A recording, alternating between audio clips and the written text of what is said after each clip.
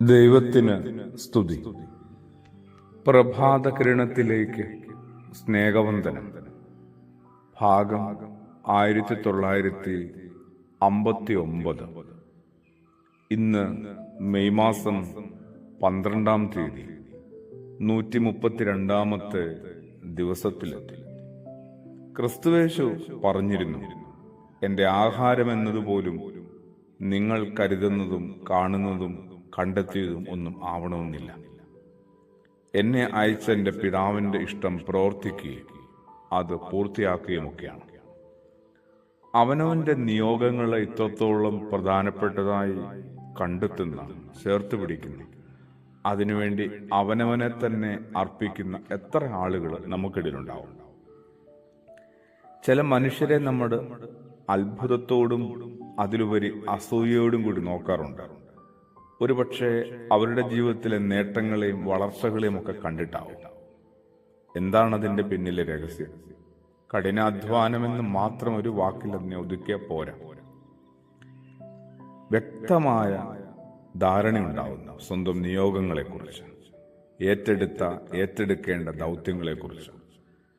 നമുക്കാവട്ടെ ഇതിലൊന്നും വലിയ ധാരണയില്ല, വ്യക്തതയുമില്ല. അങ്ങനെ പറന്നു നടക്കുകയാണ്. ഉപരിതലത്തിലെ മാത്രം ഇടപാടുകൾ തീർത്ത് നടക്കുക. കുറെ കൂടി നമ്മൾ അയക്കപ്പെട്ടതാണ് എന്ന് തിരിച്ചറിവ് നേടേണ്ടിയിരിക്കുന്നു. ദൈവത്താൽ അയക്കപ്പെട്ടതാണ്. അങ്ങനെയാകുമ്പോൾ ദൈവത്തിൻ്റെ ഒരു മിഷണറി ആയിട്ട് മാറുന്നു. ദൈവത്തിൻ്റെ കയ്യിൽ ഒരു ടൂളും ഒരു ഉപകരണവുമായി മാറുന്നു.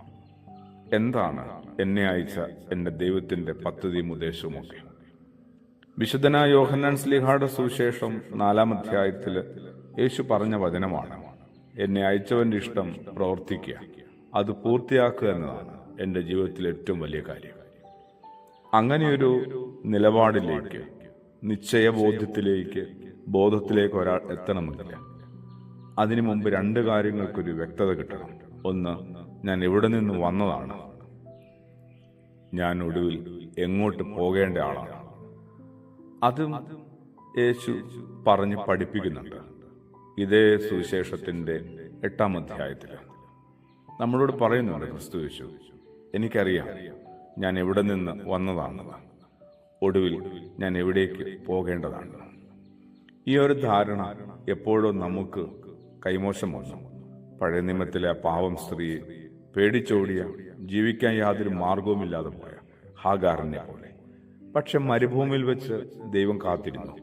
ദൈവം അവളോട് ചോദിക്കുന്നുണ്ട്, സാറായുടെ ദാസിയായ ഹാഗാറെ, നീ എവിടെ നിന്നാണ് വരുന്നത്?